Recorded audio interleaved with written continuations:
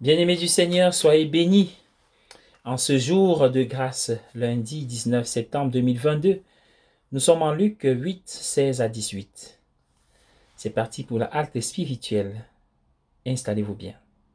L'évangile de Matthieu a lui aussi cette image d'une lumière sur un chandelier, mais il y a une différence subtile.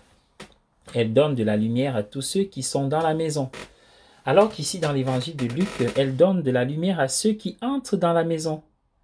Matthieu était juif et écrivait pour les chrétiens d'origine juive, mais Luc était un païen qui écrivait pour les chrétiens païens. Les païens arrivent de l'extérieur dans la maison de la foi. Quant à la deuxième partie de la lecture, à celui qui en donnera davantage. Cela semble parfaitement injuste. Cela ressemble au capitalisme dans toute sa cupidité. Que fait ce langage sur les lèvres de Jésus? L'explication est qu'il parle du monde intérieur, où cette loi décrit exactement ce qui se passe dans les faits et non pas la décision de quelqu'un. On pourrait l'appeler une loi descriptive par opposition à une loi prescriptive. Si tu as un don et que tu le négliges, comme l'homme de l'évangile qui a enterré son unique talent, tu le perds progressivement. Par exemple, si tu as un don pour la musique mais que tu ne le pratiques jamais, tu commences à le perdre, vrai ou faux? Mais si tu le cultives, il augmente. Et il en va de même pour tous les dons, dons de prière, d'intelligence, d'imagination et même de force physique. Alors, ne négligeons pas les trésors que Dieu a mis en nous. Il reste et demeure des trésors qui viennent de Dieu. Personne ne peut nous les arracher. Bonne journée à tous et à chacun. Priez avec moi.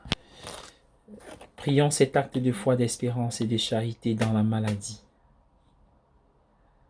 Mon Dieu, dans la faiblesse, je crois fermement que tu es la bonté même et que jamais tu ne me voiles ta face. Mon Dieu, toi qui es touché par ma souffrance, j'espère avec une ferme confiance que tu me donneras de vivre pleinement en ta présence aimante. Mon Dieu qui s'est fait vulnérable par amour, je t'aime de tout mon cœur et je reçois de toi la force d'aimer avec patience mon prochain, sans m'en détourner. Oui, disons avec Sainte Thérèse, mon Dieu, je vous offre toutes les actions que je vais faire aujourd'hui, dans les intentions et pour la gloire du cœur sacré de Jésus. Je veux sanctifier les battements de mon cœur, mes pensées et mes œuvres les plus simples, en les unissant à ses mérites infinis et réparer mes fautes en les jetant dans la fournaise de son amour miséricordieux.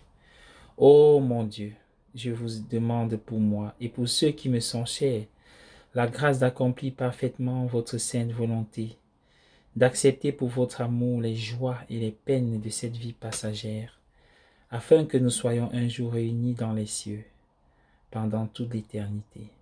Ainsi soit-il. Amen. Au nom du Père et du Fils et du Saint-Esprit. Amen.